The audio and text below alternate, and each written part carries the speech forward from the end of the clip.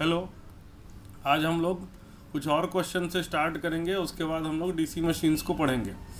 ठीक है, तो कुछ कुछ क्वेश्चंस आए हैं मेरे पास आप लोग की तरफ से। जैसे एक क्वेश्चन आया है, अ 4 kVA 400/200 volt single phase transformer. कितना का ट्रांसफार्मर है? 4 kVA का ट्रांसफार्मर। कितना? 400/200 वोल्ट का ट्रांसफार्मर है। ठीक है, has a resistance per unit में दिया हुआ है। पर यूनिट रजिस्टेंस 0.02 दिया हुआ है। पर यूनिट रिएक्टेंस आपको दिया हुआ है 0.06 per unit. It's actual resistance and reactance refer to HV side. तो देखिए, एक्चुअल वैल्यू निकालने के लिए हम लोग को बेस वैल्यू निकालना चाहिए। तो जेड बेस, जी बेस इम्पिडेंस क्या होता है? बेस इम्पिडेंस जो होता है V/I होता है। इम्पिडेंस क्या होता है? V/I। ठीक है, इम्पिडेंस क्या होता है? V। अगर HV साइड का निकाल रहे हैं तो हाई वोल्टेज का मैक्सिमम वोल्टेज या रेटेड वोल्टेज या हाई वोल्टेज का full load current. High voltage का फुल लोड करंट, तो हाई वोल्टेज साइड का फुल लोड करंट निकाल लेते हैं। ये क्या हो जाएगा? 4000 अब अपॉन हाई वोल्टेज का वोल्टेज है 400, 0 कैंसिल कर दिया, 10 एम्पियर आ गया।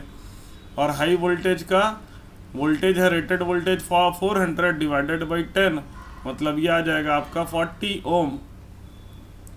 तो R ऑन HV साइड ये क्या हो जाएगा? R पर यूनिट क्या होता है? अगर पर यूनिट रेजिस्टेंस हम लोग देखें, what is per unit resistance? R per unit is equal to R actual upon Z base. ठीक है, तो R पर यूनिट हमको दिया हुआ है 0.02। R एक्चुअल हम लोग को निकालना है और Z बेस की वैल्यू 40 है, तो R एक्चुअल आ जाएगा 40 इंटू 0.02, तो ये हो जाएगा 0.8 ओम आ जाएगा। तो ये वाला ऑप्शन करेक्ट हो गया हमारा। ठीक है, एक सही आंसर आ गया। अगर X निकालना है तो X एक्चुअल आ जाएगा आपका X per unit multiply by Z base. X per unit आपका कितना था दिया था क्वेश्चन में? 0.06 इंटू Z बेस 40 है, आंसर आ जाएगा 2.4 ओम। ये दोनों आंसर हमारा करेक्ट हो गया। ठीक है, नेक्स्ट क्वेश्चन पे आते हैं। परसेंटेज के ऊपर है ये क्वेश्चन। ठीक है, if the percentage resistance of a power transformer for secondary side is 2.5%, percentage R percent आपको दिया हुआ है 2.5%, तो पर यूनिट में कितना हो जाएगा? परसेंट को डिवाइडेड बाई 100 कर देते हैं तो 0.025% आ गया। टर्न्स रेशियो 1:10 दिया हुआ है। The percentage secondary resistance refer to primary. The percentage secondary resistance, देखिए परसेंटेज रेजिस्टेंस कभी चेंज नहीं होता, तो परसेंटेज रेजिस्टेंस हमेशा कितना होगा? 2.5% ही होगा। प्राइमरी साइड का परसेंटेज रेजिस्टेंस और सेकेंडरी साइड का परसेंटेज रेजिस्टेंस में कोई अंतर नहीं आएगा, तो परसेंटेज रेजिस्टेंस क्या आएगा? सेम आएगा आपका। ठीक है, चलिए नेक्स्ट क्वेश्चन में आते हैं। ये क्वेश्चन आपका दे रहा है, देखिए, अ 3 phase 5 kilovolt 5 MVA system, what is the base impedance? ठीक है, बेस इम्पिडेंस के लिए आप करंट निकाल लीजिए। 5 किलो 3 फेज है, तो बेस करंट क्या होगा? 3 फेज में base current √3 VB into IB is equal to SB होता है। ठीक है, तो SB अपॉन √3 VB ये हमारा क्या हो जाएगा? बेस करंट हो जाएगा।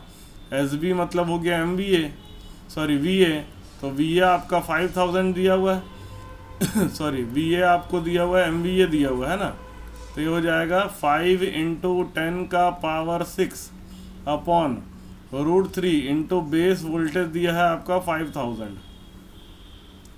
तो ये 3 कैंसिल हो जाएगा, 5 कैंसिल हो जाएगा, तो 1000 अपॉन √3, मतलब ऊपर नीचे √3 से मैं मल्टीप्लाई कर देता हूँ, तो 1000 √3 अपॉन 3 3 जा 9, 333 √3।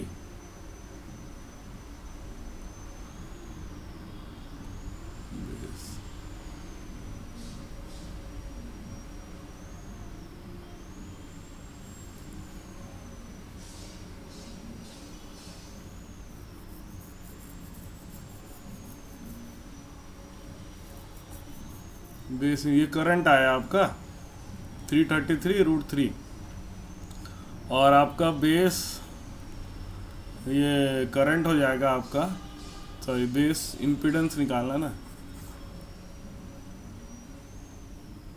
एक मिनट।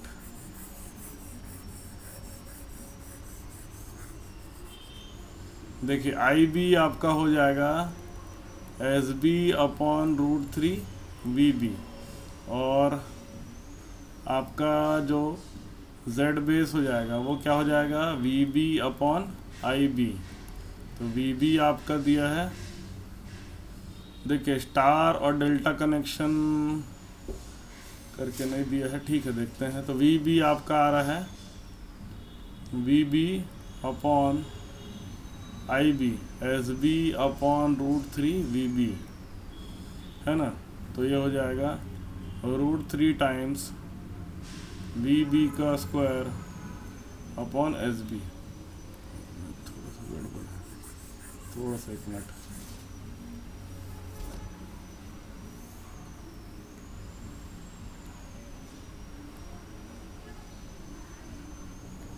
अगर स्टार कनेक्शन होगा तो Z base is equal to V base by √3 upon SB/√3 VB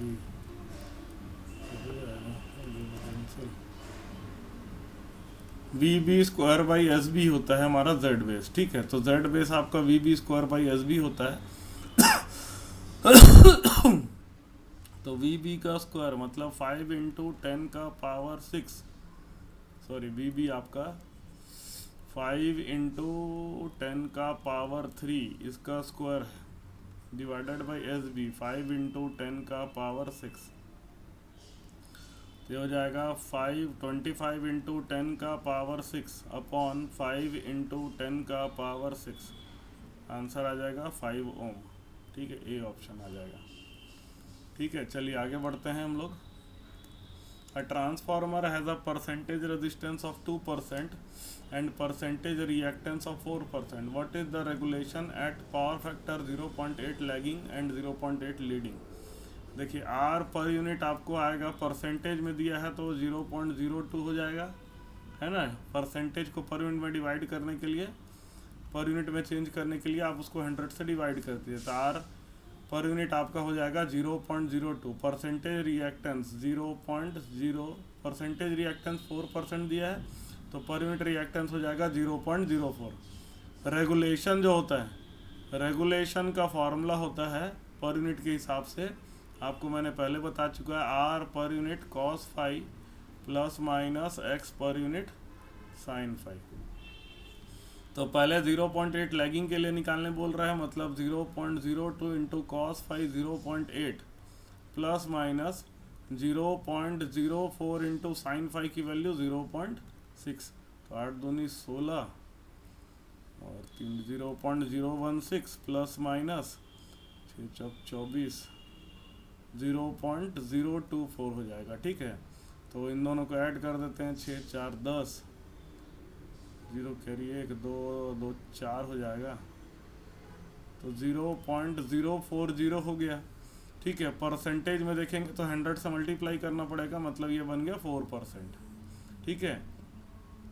अब रेगुलेशन हम लोग लीडिंग पावर फैक्टर के लिए भी निकाल लेते हैं, तो उसका हो जाएगा R per unit cos phi for leading power factor, for leading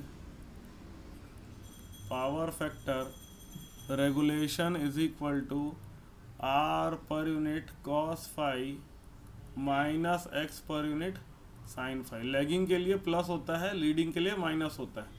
तो आर पर यूनिट आपका दिया हुआ है 0.02, कॉस फाई की वैल्यू हो जाएगी आपकी 0.8 माइनस 0.04 इंटू साइन फाई की वैल्यू 0.6, तो आ जाएगा 0.016 माइनस 0.024। तो इसको सॉल्व करोगे तो 0.008 आ जाएगा माइनस में, मतलब माइनस ऑफ 8% आ जाएगा, जीरो माइनस ऑफ, ये आपका आएगा 0.008, मतलब माइनस ऑफ 0.8% आएगा। ए ऑप्शन करेक्ट है। अगला क्वेश्चन, ठीक है, ये देखिए यूपीएससी गेट सब में आया हुआ है ये वाला क्वेश्चन। एई लेवल के लिए अच्छा क्वेश्चन है, जेई लेवल के लिए इतना हाई लेवल का नहीं आने वाला। तो देखते हैं, देखिए अगला क्वेश्चन है 10 kVA 400 volt oblique 200 volt single phase transformer with a resistance of 3%। Resistance कितना कह रहा है? रेजिस्टेंस आपका कह रहा है 3%, मतलब आर पर यूनिट आपका आ जाएगा 0.03, एक्स पर यूनिट कितना आ जाएगा 0.06। Is supplying a current of, current की वैल्यू दे रहा है आपको 50 ampere to a resistive load. Resistive load मतलब cos फाई की वैल्यू 1 है और sin फाई की वैल्यू 0 है। The voltage across the load is, voltage कितना है ये आपको निकालना है। तो हम लोग वोल्टेज रेगुलेशन निकाल लेते हैं। वोल्टेज रेगुलेशन होता है R per unit cos phi plus X per unit sine phi. अब देखिए यहाँ पर साइन फाई तो 0 है, तो खाली are per unit cos phi आएगा, मतलब 0.03 इंटू cos फाई 1, तो ये आ जाएगा 0.03 के बराबर। और ये होता है आपका E2 minus V2 upon E2 के बराबर। ठीक है, मतलब 0.03 it is equal to E2 को हम लोग क्या लेंगे 200 लेंगे, E2 माइनस V2 अपॉन 200। ठीक है, क्योंकि यहाँ पर जो ऑप्शंस दिए हैं वो आपको 196 के हिसाब से दिया हुआ है, सही है, सेकेंडरी वोल्टेज के हिसाब से दिया हुआ है। ठीक है, चलिए देखते हैं। Supplying a current of 50 ampere, ये दिया करंट 50 एम्पियर दिया है, तो देख लेते हैं ये किधर का करंट आ रहा है 50 एम्पियर। दोनों तरफ का फुल लोड करंट निकाल लेते हैं। फुल लोड करंट प्राइमरी मतलब 400 वोल्ट साइड का आ जाएगा 10,000 बाई 400, 0 के अंदर 4 1 जा 4 425 जा, मतलब यहाँ पर तो 50 एम्पियर नहीं फ्लो कर सकता, यहीं पर फ्लो कर सकता है। मतलब E2 को हम लोग को 200 लेना है। ठीक है, तो हमारा हो जाएगा, इसको सॉल्व कर लेते हैं। तो 2 3 6, तो ये आ जाएगा, इनको मल्टीप्लाई करेंगे तो आ जाएगा 6.00 is equal to 200 minus V2। तो V2 आपका आ जाएगा 200 माइनस 6, मतलब 194 वोल्ट आ जाएगा। ये ऑप्शन, करंट का कोई इसमें मतलब नहीं है। चलिए अगला क्वेश्चन है, इसको देखते हैं। देखिए क्या कह रहा है, a single phase transformer has a turns ratio 1:2 and it is connected to purely resistive load as shown in the figure. The magnetizing current drawn is 1 ampere and the secondary current is 1 ampere. If the core loss and leakage reactance are neglected, the primary current is। ठीक है, तो primary current क्या होता है? Primary current it is equal to no load current plus I2 dash होता है। ठीक है, तो I1 is equal to no load current magnetising current के बराबर ही होगा, कोर लॉस है नहीं, तो वर्किंग कंपोनेंट ऑफ करंट 0 होगा। तो मैग्नेटाइजिंग करंट आपका कितना है 1 प्लस, अच्छा इसको J1 लिखेंगे ना। ठीक है, मैग्नेटाइजिंग करंट हमेशा जो है वो क्या बोलते हैं, कोर फ्लक्स के साथ में रहता है, इसलिए उसको क्या करेंगे J1 लिखेंगे। ठीक है, और I2 जो है रजिस्टिव लोड का है, तो इसलिए I2 डैश कितना हो जाएगा 1 इंटू N2 बाई N1, है ना, 1 इंटू N2 बाई N1 हो जाएगा। तो I1 is equal to J1 plus 1 into 2 हो जाएगा, तो ये आ जाएगा 2 प्लस J1। तो I1 अगर मैग्नीट्यूड निकालेंगे तो ये आ जाएगा अंडर रूट ऑफ 2 का स्क्वायर प्लस 1 का स्क्वायर, मतलब आ जाएगा 2 का स्क्वायर 4 प्लस 1, तो आंसर आ जाएगा √5। और √5 की वैल्यू कितनी होती है? √5 की वैल्यू कितनी होती है ज़रा देख लें हम लोग कैलकुलेटर से। √5 की वैल्यू आपकी होती है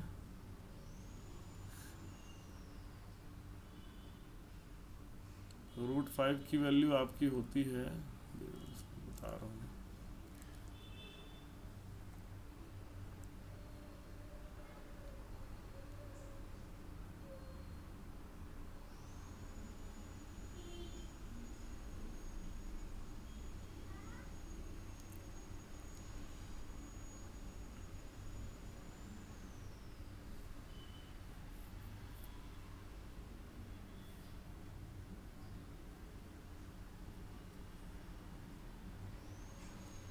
2.23 मतलब ये आ रहा है आपका 2.24 एम्पियर के आसपास आंसर आएगा। आपका आंसर होगा 2.24 एम्पियर। चलिए नेक्स्ट क्वेश्चन करते हैं। In a transformer core the third and fifth harmonic component of flux, देखो फंडामेंटल अगर 1 है 5 1, तो थर्ड हार्मोनिक का फ्लक्स है आपका 10% ऑफ द फंडामेंटल, मतलब 0.1, 10% को पर यूनिट में करेंगे तो 0.1 आएगा इनटू फंडामेंटल फ्लक्स। और फिफ्थ हार्मोनिक का फ्लक्स हो जाएगा 0.4%, मतलब 0.04 इंटू फंडामेंटल फ्लक्स। ठीक है, अब EMF का फॉर्मूला हम लोग पढ़े हैं 4.44F5 इंटू N1, है ना, इंटू N हम लोग पढ़े ना। तो फंडामेंटल का अगर EMF है 4.44, या फंडामेंटल और थर्ड हार्मोनिक का रेशियो निकालेंगे, फंडामेंटल अपॉन थर्ड हार्मोनिक का EMF, ये हो जाएगा फंडामेंटल का फ्रीक्वेंसी इंटू फंडामेंटल का फ्लक्स, नंबर ऑफ टर्न्स तो सेम रहेगा, डिवाइडेड बाई थर्ड हार्मोनिक का फ्रीक्वेंसी इंटू थर्ड हार्मोनिक का फ्लक्स। तो E1 बाई E3 ये आपका आ रहा है फंडामेंटल का फ्लक्स F1 5 1, थर्ड हार्मोनिक का फ्रीक्वेंसी कितना हो जाएगा, 3 गुना हो जाएगा, तो 3 टाइम्स ऑफ F1, और 5 3 की वैल्यू 0.1 इंटू 5 1 है, ये दोनों को कैंसिल कर दिए, ये दोनों को कैंसिल कर दिए। तो E1 बाई E3 ये कितना आ गया आपका 1/0.3, मतलब E3 is equal to 0.3 times of E1, मतलब E3 जो है वो 30% आया, 0.3 मतलब कितना हो गया 30%। उसी तरह से फिफ्थ वाले का निकाल लेते हैं, E1 बाई E5 ये हो जाएगा F1 5 1 अपॉन F5 5 5। तो F1 ही रहने देते हैं, 5 1 को 5 1 रह देते हैं, F5 जो है 5 टाइम्स ऑफ F1 है, 5 टाइम्स ऑफ F1 है, इंटू ये आपका 0.04 टाइम्स ऑफ 5 1 है। ठीक है, इन दोनों को कैंसिल कर दिया, इन दोनों को कैंसिल कर दिया। तो E1 बाई E5 ये आपके आ गया 1/5 4 = 20, 0.2 आ जाएगा। ठीक है, तो E5 is equal to 20% of E1, तो 30% एंड 20% ऑप्शन नंबर ए आएगा। ठीक है, तो हमारे क्वेश्चंस हो गए कंप्लीट। अब हम लोग क्या करेंगे, अब हम लोग DC मशीन को पढ़ेंगे। ठीक है, ट्रांसफार्मर हम लोगों ने कंप्लीट कर लिया है, अब हम क्या करेंगे DC मशीन को पढ़ेंगे। ठीक है, DC मशीन को हम लोग पढ़ेंगे। ठीक है, DC मशीन क्या चीज़ है, DC मशीन जो है, जो आपका DC मशीन को दो भाग में बांटेंगे, DC जनरेटर और एक हो जाएगा DC मोटर। DC जनरेटर और दूसरा हो जाएगा DC मोटर। DC जनरेटर का क्या है, DC generator produces DC EMF, direct current EMF produce करता है, DC करंट प्रोड्यूस करता है। DC generator takes DC input and convert it into mechanical work. ये क्या करेगा, मैकेनिकल वर्क में उसको कन्वर्ट कर देगा। ठीक है, मैकेनिकल वर्क में कन्वर्ट कर देगा। DC जनरेटर जो होता है वो DC EMF प्रोड्यूस करता है, और DC मोटर जो है DC का इनपुट DC करंट को लेकर के क्या करेगा, मैकेनिकल वर्क प्रोड्यूस करेगा। ठीक है, ये दोनों इसमें अंतर है। ठीक है, DC मशीन में एक DC जनरेटर हो गया और एक DC मोटर हो गया। ठीक है, अब जब कोई भी इलेक्ट्रिकल मशीन होती है उसमें दो पार्ट होते हैं, basically there are 2 parts in electrical machine. Basically there are 2 parts in electrical rotating machine. Rotating machine जो होती है उसमें 2 पार्ट होती है, एक को बोलते हैं फील्ड को बोलते हैं, समझे? फील्ड का काम क्या है? इट प्रोड्यूसेस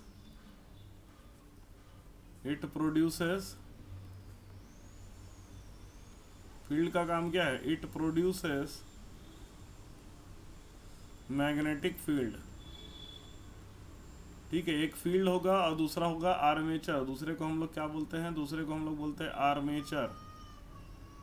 दूसरे को क्या कहते हैं? आर्मेचर। आर्मेचर का काम क्या है? Armature produces bulk power. Bulk power produces नहीं कह सकते, handles bulk power. Handles bulk power. समझने का क्या मतलब है? इसका मतलब यह है कि जहां पर मैग्नेटिक फील्ड प्रोड्यूस करवाया जाता है उस जगह को हम लोग क्या बोलते हैं? फील्ड बोलेंगे।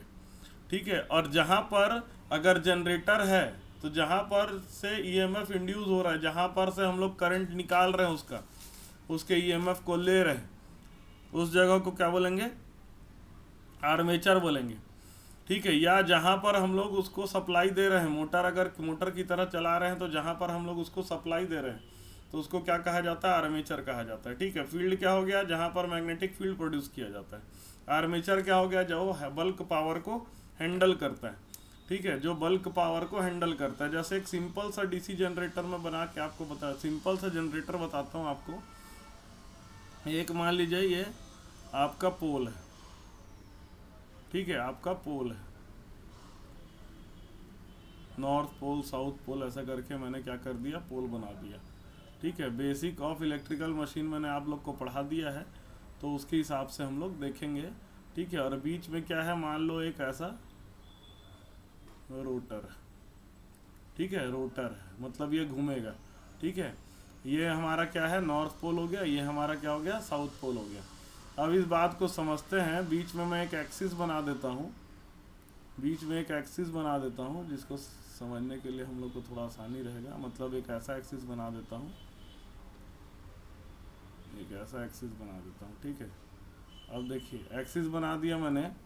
अब क्या होगा कि मान लीजिए यहाँ पर मैं अलग अलग कंडक्टर रख देता हूँ। एक यहाँ पर एक कंडक्टर रखा हुआ है, एक यहाँ कंडक्टर रखा है, एक यहाँ कंडक्टर, 3 कंडक्टर इधर और 3 कंडक्टर इधर रखा हुआ है। ठीक है, और 2 कंडक्टर मैं यहाँ पर रख दे रहा हूँ, जस्ट उसके एक्सिस पर रखा हुआ है। ठीक है, अब देखिए जो भी अगर मैं इसका रोटेशन करवा रहा हूँ, किस डायरेक्शन में? इसका रोटेशन में करवा रहा हूँ क्लॉकवाइज डायरेक्शन में हम रोटेट करवा रहे हैं। तो इधर के जितने कंडक्टर होंगे इनका मूवमेंट कैसा होगा? ये वाले कंडक्टर का मूवमेंट ऐसा होगा, सीधा ऊपर की तरफ। ठीक है, मतलब ये सारे कंडक्टर जो हैं ऊपर की तरफ ही मूव करेंगे। थोड़ा सा इसका टेंजेंशियल बनाएंगे तो ऐसा मूव करेगा, इसका टेंजेंशियल बनाएंगे तो ऐसा मूव करेगा। ठीक है, ये ऐसा नीचे की तरफ मूव कर रहा है, ये और नीचे की तरफ मूव कर रहा है, ये ऐसा मूव कर रहा है। ठीक है, तो इस तरह से मूवमेंट हो रहा है। तो हम लोग जैसे क्या है, फ्लेमिंग्स का राइट हैंड रूल हम लोग पढ़े थे। पढ़े थे कि जैसे कंडक्टर का डायरेक्शन दिया है हमें। ठीक है, देखिए डायरेक्शन ऑफ कंडक्टर अभी राइट साइड का और लेफ्ट साइड का। यहाँ पर देखिए डायरेक्शन ऑफ मोशन ऊपर की तरफ है, डायरेक्शन ऑफ मोशन ऊपर की तरफ है। ठीक है, और जो है पोल मैग्नेटिक फील्ड का डायरेक्शन कैसा है? नॉर्थ से साउथ की तरफ होता है, तो ये आपका हो जाएगा मैग्नेटिक फील्ड का डायरेक्शन। ठीक है, right hand thumb rule apply करेंगे तो ये मैग्नेटिक फील्ड का डायरेक्शन है, मोशन। तो यहाँ पर करंट कैसा आ रहा है? अंदर की तरफ आ रहा है। तो करंट कैसा आ रहा है? अंदर की तरफ करंट आ रहा है। तो करंट कैसा आ रहा है? अंदर की तरफ करंट आ रहा है इसमें। ठीक है, तो ये हमारा क्या है? ये हमारा फोर्स, डायरेक्शन ऑफ फोर्स हो गया। ये आपका हो गया डायरेक्शन ऑफ मैग्नेटिक फील्ड। तो ये आपका क्या आ रहा है? डायरेक्शन ऑफ करंट आ रहा है। लेफ्ट साइड का देखते हैं। तो लेफ्ट साइड में जितने कंडक्टर हैं वो नीचे की तरफ मूव कर रहे हैं। मैग्नेटिक फील्ड का डायरेक्शन तो सेम है, नॉर्थ पोल से साउथ पोल की तरफ। अब यहाँ पर right hand thumb rule apply करते हैं आप।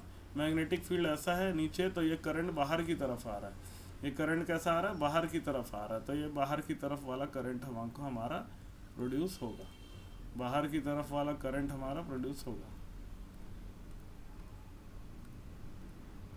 ठीक है, बाहर की तरफ वाला हमारा करंट प्रोड्यूस होगा। तो यहाँ पर जितने भी कंडक्टर हैं ये सब में करंट अंदर की तरफ है, मतलब क्रॉस करंट है। और इधर के जितने भी कंडक्टर हैं ये सब में करंट डॉट करंट है। ये सब में करंट क्या है? डॉट करंट है। अब इसको समझते हैं। ये वाला जो भाग है, समझे, जो मैग्नेट बना हुआ है, इसको हम लोग क्या बोलेंगे? इसको हम लोग बोलेंगे फील्ड। इसको हम लोग क्या बोलेंगे? फील्ड। और जिसमें हमारा पावर प्रोड्यूस हो रहा है उसको क्या बोलेंगे? आर्मेचर बोलेंगे।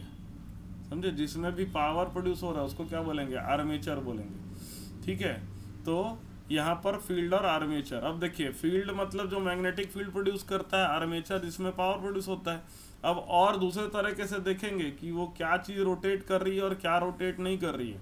उसके हिसाब से हमारा होता है स्टेटर और रोटर। स्टेटर क्या होता है?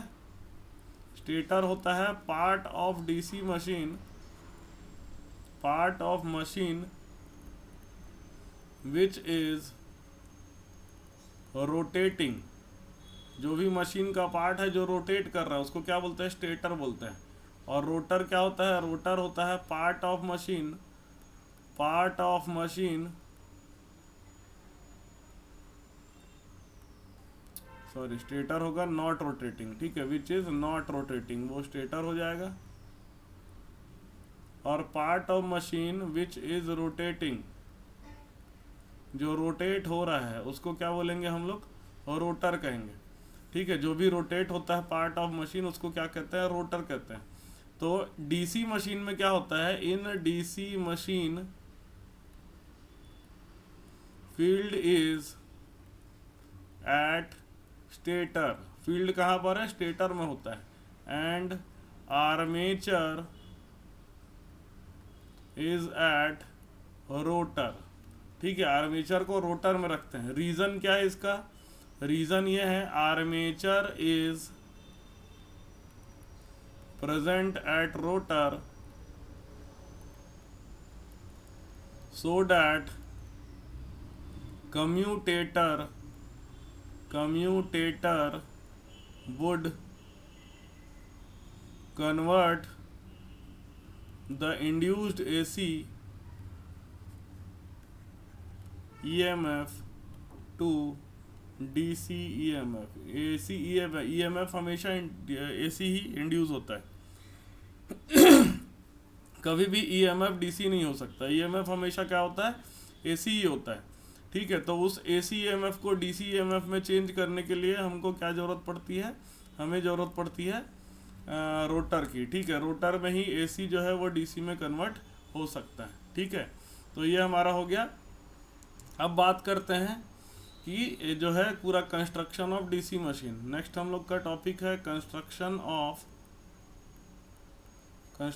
Of DC machine. ठीक है, DC मशीन को कंस्ट्रक्शन का अगर हम लोग समझें तो ये कुछ इस तरह से रहता है।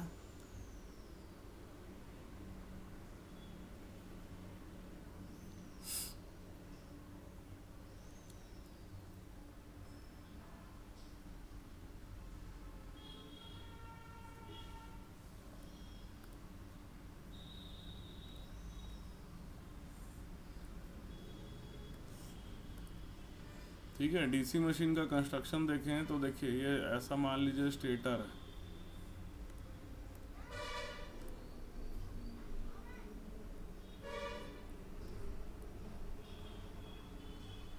ठीक है, ये हमारा स्टेटर हो गया। ठीक है, स्टेटर में क्या होता है? स्टेटर में इस तरह से बल्जिंग निकली रहती है। स्टेटर में कैसा रहेगा? इस तरह से बल्जिंग निकली रहेगी। बल्जिंग मतलब क्या होता है कि ये हमारा सेलिएंट पोल स्टेटर बोलते हैं इसको। ठीक है, इस तरह से बल्जिंग निकली रहेगी, बल्जिंग ऐसा।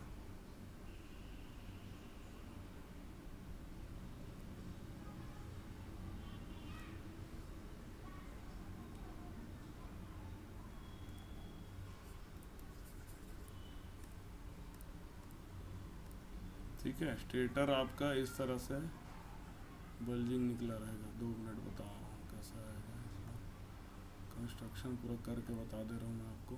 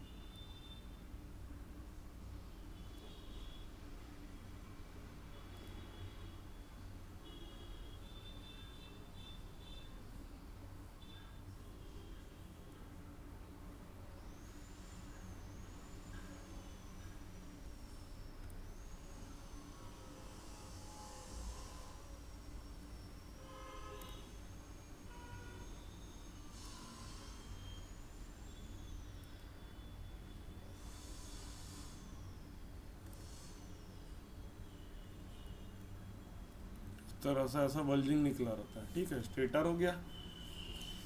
ठीक है, स्टेटर में क्या रहेगा, वाइंडिंग लगे रहेगा। स्टेटर में क्या रहेगा, वाइंडिंग लगे रहेगा, इस तरह से वाइंडिंग लगे रहेगा।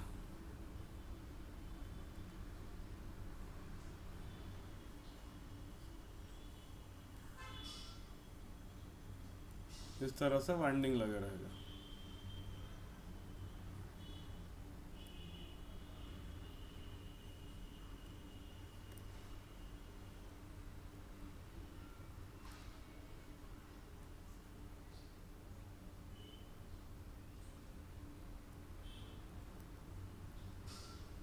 इस तरह से वाइंडिंग लगा रहेगा। ठीक है,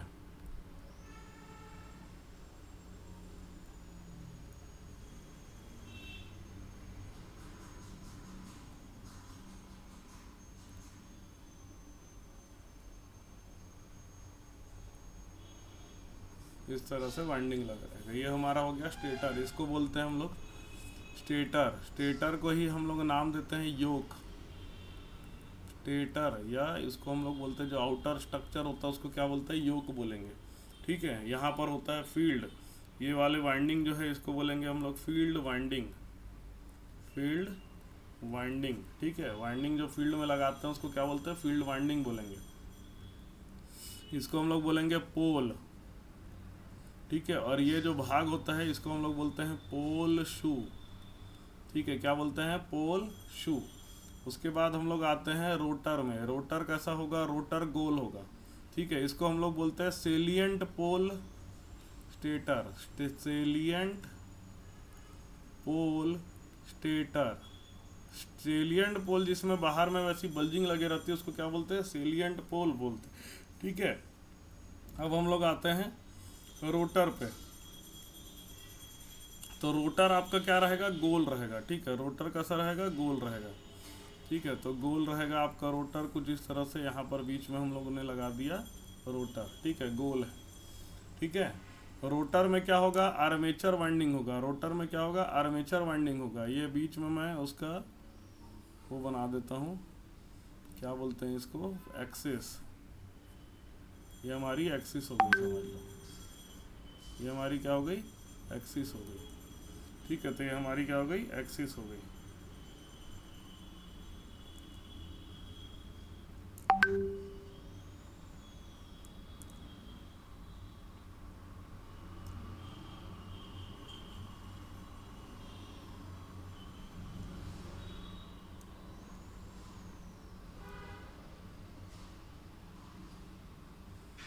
ठीक है, ये हमारी क्या होगी, एक्सिस हो गई।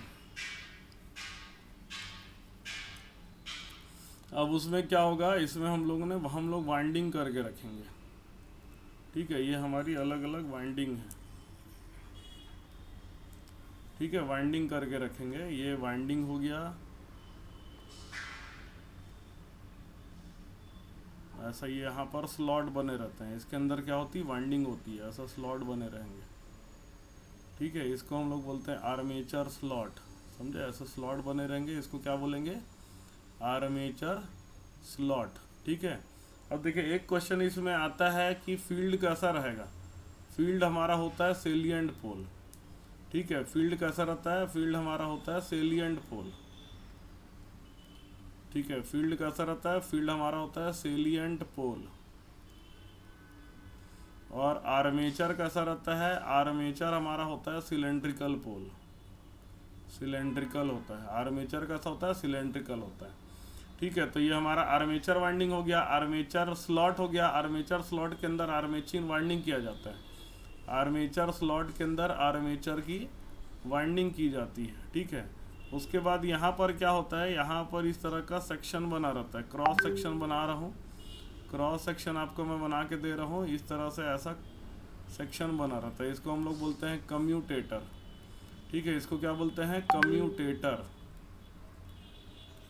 ठीक है, क्या बोलते हैं, कम्यूटेटर। कम्यूटेटर का काम क्या है, अगर जनरेटर है तो कम्यूटेटर का काम है एसी को डीसी में चेंज करना। और अगर मोटर है तो कम्यूटेटर का काम है डीसी को एसी में चेंज करना। जनरेटर क्या करता है, एसी को डीसी में चेंज करता है, और मोटर जो है वो क्या करता है, डीसी को एसी में चेंज करता है। ठीक है, मोटर क्या करता है, डीसी को एसी में चेंज करता है। ठीक है, तो ये हमारा काम हो गया। ठीक है,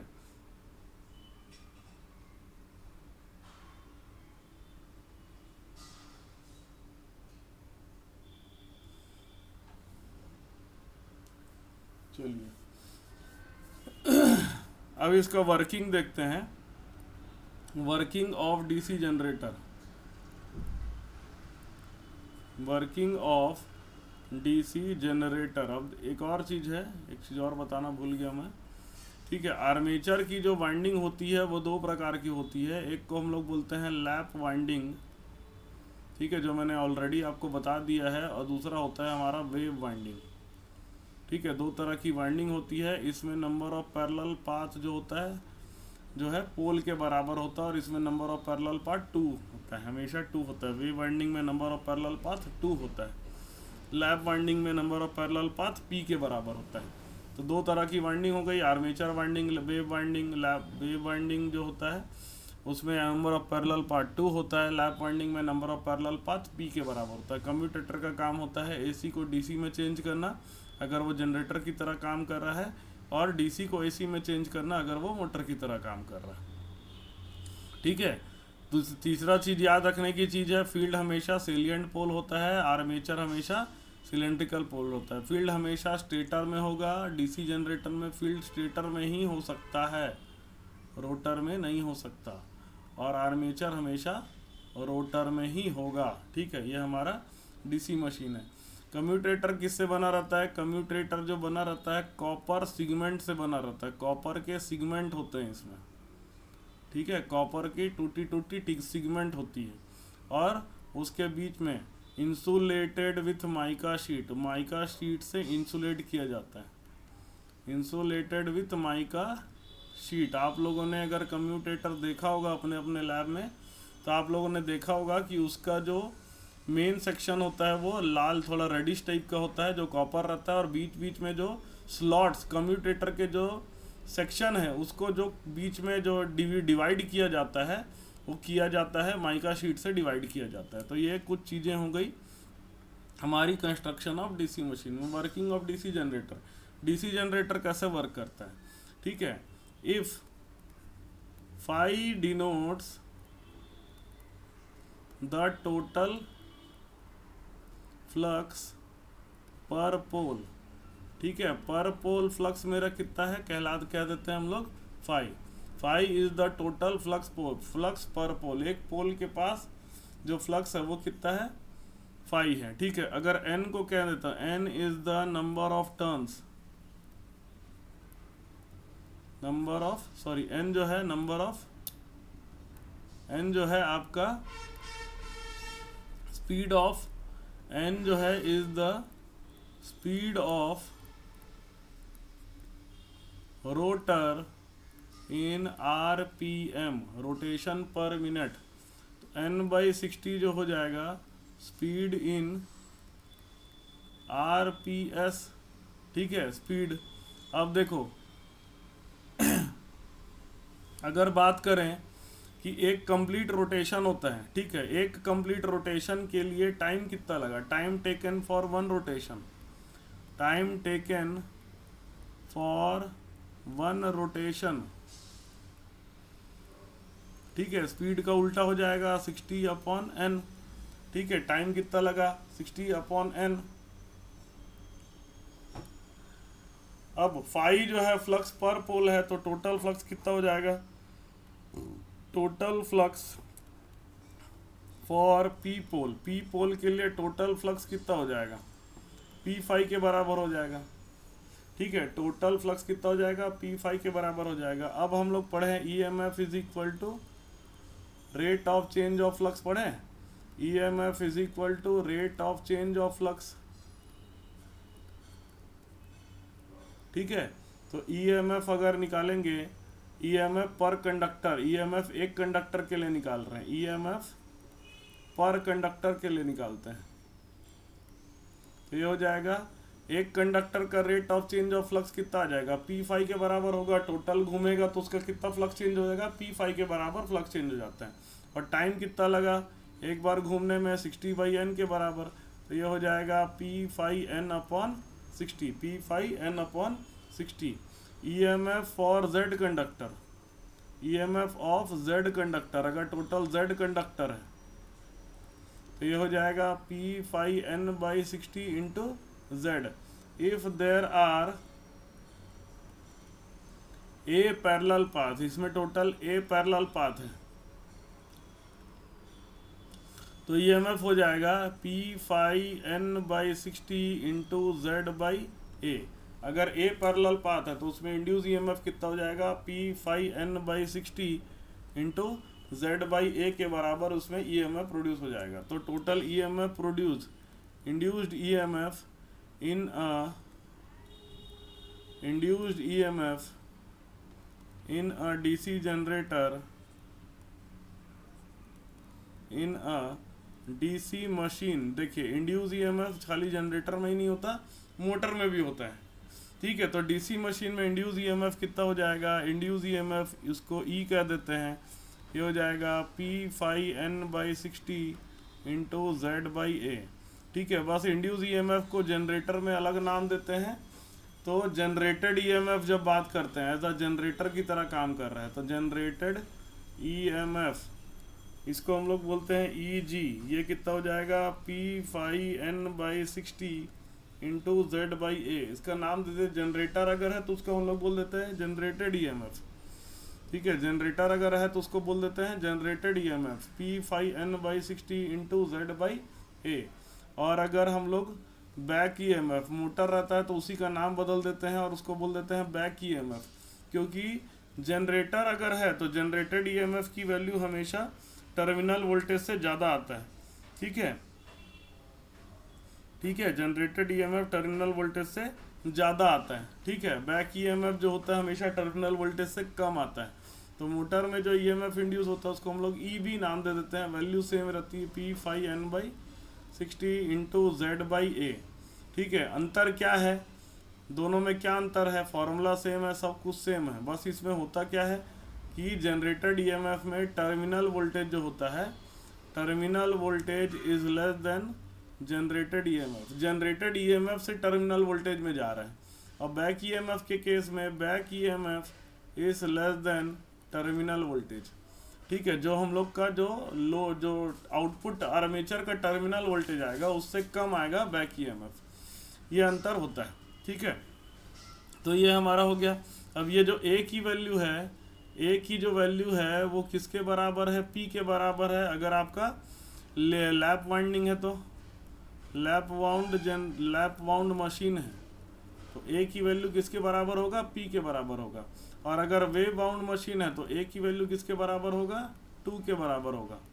वेव बाउंड मशीन में A की वैल्यू किसके बराबर होगा, 2 के बराबर होगा, ठीक है। तो ये दोनों में ये अंतर आता है, ठीक है। चलिए आगे बढ़ते हैं हम लोग। लैप वाइंडिंग और wave winding, lap bound machine हो गया और वेव बाउंड मशीन हो गया। अब हम लोग आते हैं इसको थोड़ा दूसरे रूप में अगर समझते हैं तो एक और टर्म होता है जिसको हम लोग बोलते हैं एंगुलर फ्रीक्वेंसी, ठीक है। एंगुलर फ्रीक्वेंसी क्या होता है, एंगुलर स्पीड। एंगुलर स्पीड होता है ओमेगा, इसको बोलते हैं 2πn/60 के बराबर होता है हमारा एंगुलर स्पीड, ठीक है। तो इसको हम लोग बोलते हैं omega M. Angular speed omega M is equal to 2πn/60। तो अगर n की वैल्यू लिखेंगे तो ओमेगा एम इंटू 60/2π आ जाएगा। तो हमारा जनरेटेड EMF हो गया या बैक EMF हो गया, वो किसके बराबर हो जाएगा, P φ/60 Z/A। n के जगह हम लोग पुट करेंगे ओमेगा एम इंटू 60/2π, ठीक है। यह 60 और यह 60 कैंसिल हो गया, ठीक है।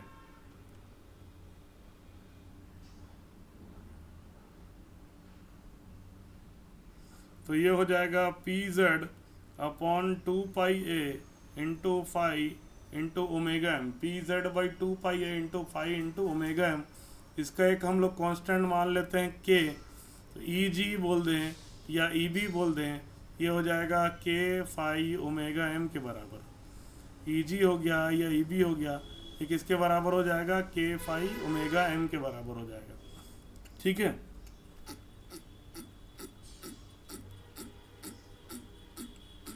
यहाँ के क्या चीज है, K it is equal to P Z upon 2 pi A के बराबर है। ये बहुत काम आएगा जब हम लोग न्यूमेरिकल क्वेश्चन करेंगे ना, तो ये बहुत काम आएगा। के की वैल्यू किसके बराबर होता है, P Z upon 2 pi A के बराबर होता है। ठीक है, तो ये हमारा हो गया के। ठीक है, पी जेड बाई 2 पाई ए, इसको हम लोग मैजिक टर्म बोल सकते हैं, क्योंकि जब न्यूमेरिकल क्वेश्चन इसको बनाते हैं तो काफ़ी हम लोग को आसान होने लगता है चीज़ें। ठीक है, इसलिए बहुत काफ़ी ये काम आएगा। ठीक है, चलिए आगे बढ़ते हैं। Types of DC machine. ठीक है, डीसी मशीन के एज पर वाइंडिंग, ठीक है, उसके अलग अलग टाइप्स हो जाएंगे। ठीक है, as per connection between field winding and armature winding,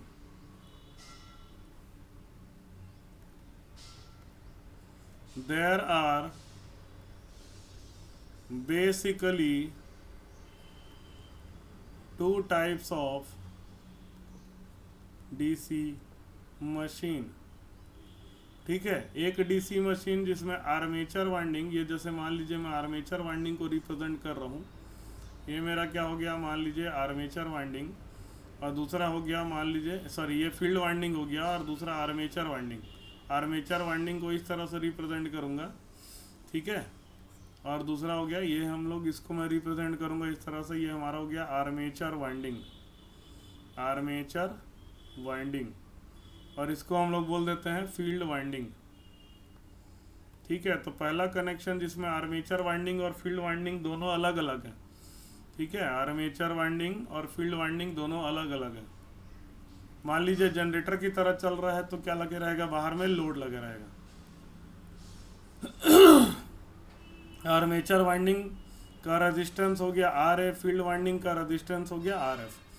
field winding में जो हम लोग सप्लाई दे रहे हैं इसको वी एफ कह देते हैं, आर्मेचर वाइंडिंग में जो जनरेशन हो रहा है उसको हम लोग ई जी कह देते हैं। ठीक है, लोड के अक्रॉस जो वोल्टेज आ रहा है इसको हम लोग क्या देते हैं, वी टी। तो जनरेटर की तरह होगा तो जो आर्मेचर से लोड की तरफ करंट फ्लो करेगा, इस करंट को मैं आई ए कह देता हूँ, फील्ड वाइंडिंग के करंट को आई एफ कह देता हूँ। तो जो फील्ड वाइंडिंग का करंट, इसको हम लोग क्या बोलते हैं, जिसमें नो कनेक्शन बिटवीन पहला वाला जो हो गया, इसमें no connection between armature winding and field winding. ठीक है, आर्मेचर वाइंडिंग और फील्ड वाइंडिंग के बीच में कोई कनेक्शन नहीं है। 2 मिनट आ रहा हूँ।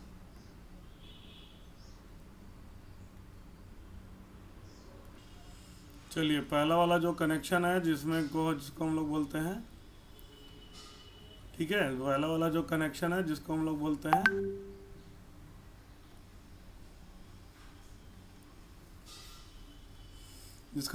हैं सेपरेटली एक्साइटेड। इसको हम लोग बोलते हैं there is no connection between armature winding and field winding. इसको हम लोग बोलते हैं सेपरेटली एक्साइटेड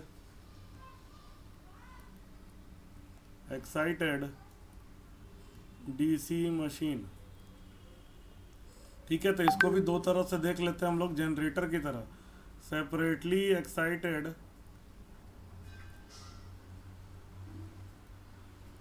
डीसी जनरेटर, ये कैसा होगा, सेपरेटली एक्साइटेड डीसी जनरेटर, एक आर्मेचर वाइंडिंग होगा।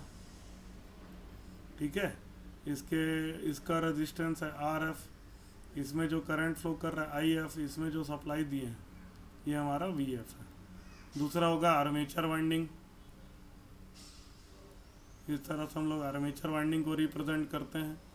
आर्मेचर वाइंडिंग का रेजिस्टेंस होगा आर ए, इसमें जो जनरेटेड ईएमएफ है वो ई जी, इसमें जो करंट फ्लो कर रहा है आई ए, उसके बाद लोड में जा रहा है, लोड में जो वोल्टेज पहुंच रहा है, इस लोड वोल्टेज को हम लोग वी टी कहते हैं। लोड वोल्टेज को क्या कहते हैं, वी टी कहते हैं। तो हमारा field current it is equal to क्या हो जाएगा, टोटल फील्ड का वोल्टेज बाई फील्ड का रेजिस्टेंस। तो I F is equal to V F upon R F हो जाएगा। ठीक है, V T is equal to क्या हो जाएगा, ई G minus I A R A के बराबर हो जाएगा terminal voltage. V T is equal to E G minus I A R A, ये आपका वोल्टेज का इक्वेशन हो गया। अब वी टी आई ए से मल्टीप्लाई करेंगे, मान लीजिए इस इक्वेशन को मैं आई ए से मल्टीप्लाई कर दिया तो आपका आ जाएगा V T into I A is equal to E G into I A minus I A square R A. तो V T into I A क्या है, आई ए के जगह मैं आई एल भी लिख सकता हूँ, लोड करंट और आर्मेचर करंट सेम है, यहाँ पर जो करंट जाएगा लोड करंट और आर्मेचर करंट सेम है, is equal to E G into I A minus I A square R A. V T into I L को हम लोग क्या बोलते हैं, आउटपुट पावर बोलते हैं। आउटपुट पावर, बाहर में हमको कितना पावर मिल रहा है, V T into I L के बराबर हमको आउटपुट पावर मिल रहा है। ई जी इंटू आई ए को हम लोग बोलते हैं armature power developed, armature power developed. और आई ए स्क्वायर आर ए को हम लोग बोलते हैं कॉपर लॉस। ठीक है, armature I A square R A को क्या कहते हैं, कॉपर लॉस।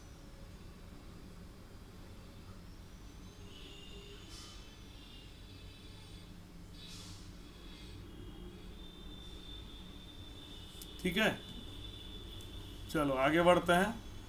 ये हो गया। अगर यही मोटर की तरह काम करेगा तो मोटर की तरह काम करेगा तो कैसा होगा, फील्ड वाइंडिंग रहेगी। ठीक है, फील्ड वाइंडिंग रहेगी हमारी, ये ऐसी फील्ड वाइंडिंग रहेगी। इसमें हम लोग फील्ड का सप्लाई दे रहे हैं वी एफ, ये आर एफ, करंट इसमें फ्लो करेगा आई एफ। ठीक है, फिर हमारा होगा आर्मेचर,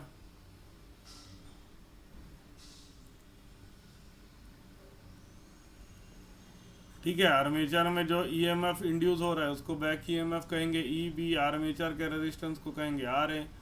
टर्मिनल वोल्टेज हमारा क्या है, टर्मिनल में लगा दिए, सॉरी टर्मिनल में अब लगे रहेगा बैटरी। ठीक है, डीसी सप्लाई दिया जाता है, टर्मिनल में क्या दिया जाता है, डीसी सप्लाई, कितना वोल्टेज का, वीटी वोल्टेज का डीसी सप्लाई दिया जाता है। अब करंट उल्टा फ्लो करने का, आई ए करंट फ्लो करने लगेगा। ठीक है, तो यहाँ पर फील्ड का अगर इक्वेशन देखेंगे तो field current is equal to V F by I F के बराबर ही आएगा। Field current is equal to V F by I F के बराबर ही आएगा। उसके बाद हमारा इक्वेशन क्या बनेगा, वोल्टेज इक्वेशन बनेगा V T minus I A R A is equal to E B के बराबर हो जाएगा। ठीक है, तो V T is equal to E B plus I A R A हो जाएगा। ठीक है, इसको क्या कहेंगे हम लोग, वोल्टेज इक्वेशन कहेंगे। Voltage equation is V T is equal to E B plus I A into R A. ठीक है, अब इसको अगर हम लोग मल्टीप्लाई कर देंगे आई ए से तो V T into I A is equal to E B into I A plus I A square R A हो जाएगा। B T into I A के जगह मैं आई एल लिख सकता हूँ, ये हो जाएगा E B into I A plus I A square R A. मतलब क्या है, V T into I L हमारा इनपुट पावर है, इनपुट में पावर दिए, ये हो गया हमारा armature power develop, armature power developed कहलाता है। और ये हो गया कॉपर लॉस। ठीक है, तो ये हमारा क्या हो गया, सेपरेटली एक्साइटेड डीसी जनरेटर हो गया। फिर हमारा आता है self excited DC generator. Self excited DC generator, self excited DC generator where there will be some connection between, there will be some connection between, some connection between armature winding and field winding, armature winding और field winding के बीच में कुछ connection होगा, तब उसको हम लोग क्या बोलते हैं, सेल्फ एक्साइटेड डीसी जनरेटर बोलते हैं। ठीक है, there will be some connection between armature winding and field winding, कुछ ना कुछ कनेक्शन होगा ही होगा। ठीक है, तो ये कुछ कनेक्शन क्या हो सकता है, सीरीज हो सकता है, पैरेलल हो सकता है, या सीरीज और पैरेलल दोनों हो सकता है। तीनों चीज़ें हम लोग देखते हैं। तो देखिए सबसे पहला वाला इसमें आ जाएगा आपका शंट जनरेटर। शंट जनरेटर में क्या होगा, आर्मेचर वाइंडिंग और फील्ड वाइंडिंग दोनों पैरेलल कनेक्शन होगा। जैसे ये हमारा आर्मेचर वाइंडिंग हो गया, उसके पैरेलल में ही हमारा फील्ड वाइंडिंग हो जाएगा। बाहर में लोड लगा रहेगा, अगर जनरेटर है तो बाहर में लोड लगा रहेगा, और अगर मोटर है तो बाहर में बैटरी लगा रहेगा। फील्ड वाइंडिंग, आर्मेचर वाइंडिंग, ठीक है, और बाहर में बैटरी लगा रहेगा।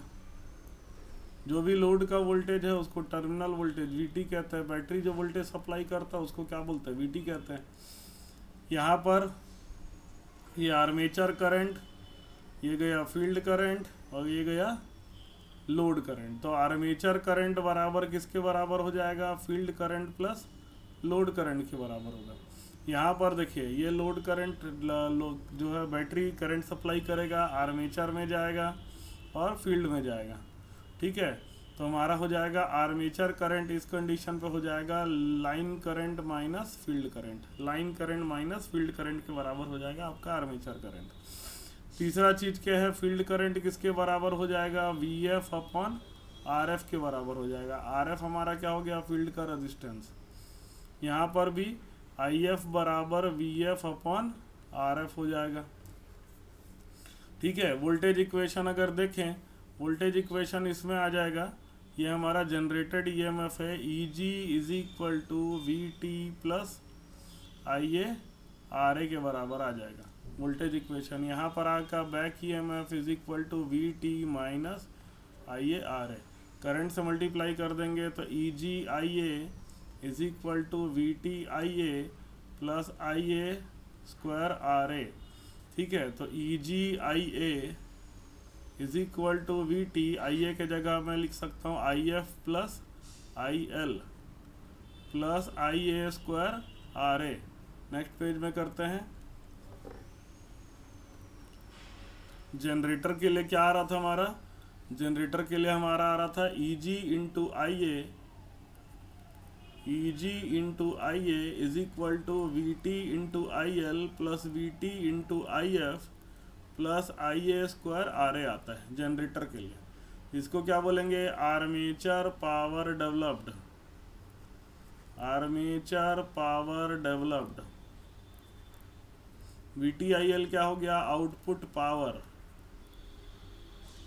वी टी आई एफ क्या हो गया, शंट लॉस। शंट लॉस, और आई ए स्क्वायर आगे हो गया armature loss. Armature loss, shunt में जो लॉस है उसको बोलेंगे शंट कॉपर लॉस। ये हो गया we T I F. Armature copper loss हो गया आई A square R A. Motor में अगर इक्वेशन देखेंगे तो मोटर का इक्वेशन हमारा क्या आया था, E B is equal to V T minus I R A.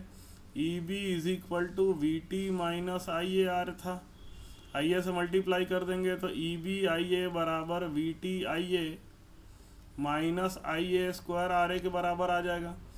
तो E B I A plus I A square, sorry ये हो जाएगा E B I A is equal to V T, I A के जगह क्या लिख सकते हैं, I L minus I F लिख सकते हैं, minus I A square R A.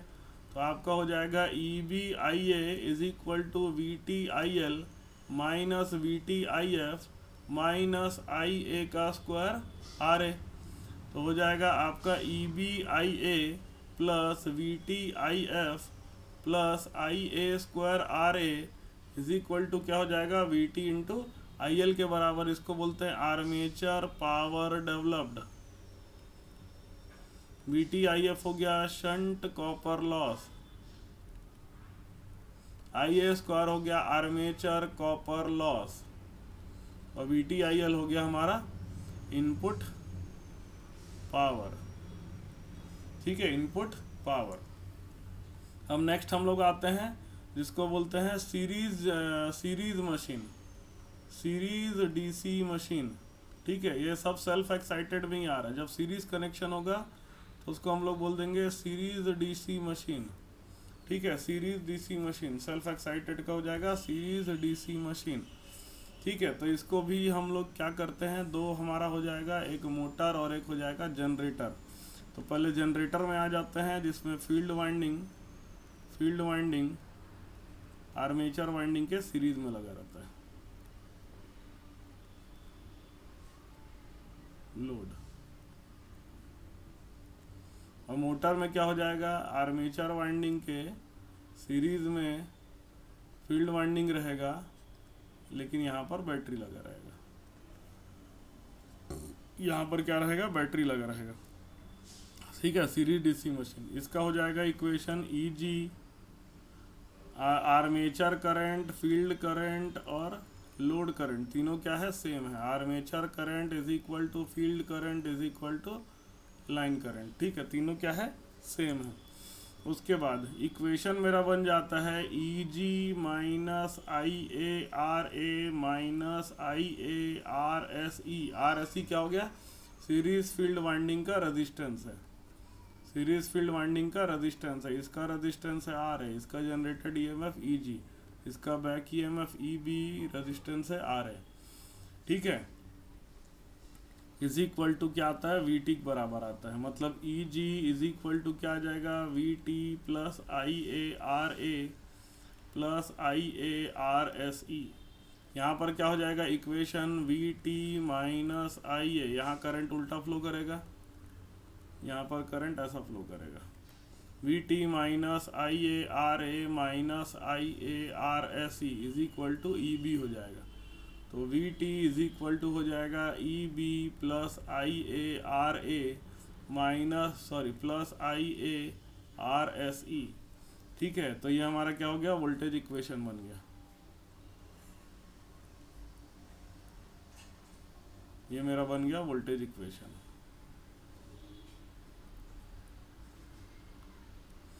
ठीक है, अब इसको हम लोग क्या करते हैं, आई ए से मल्टीप्लाई कर देंगे तो इधर का हो जाएगा आपका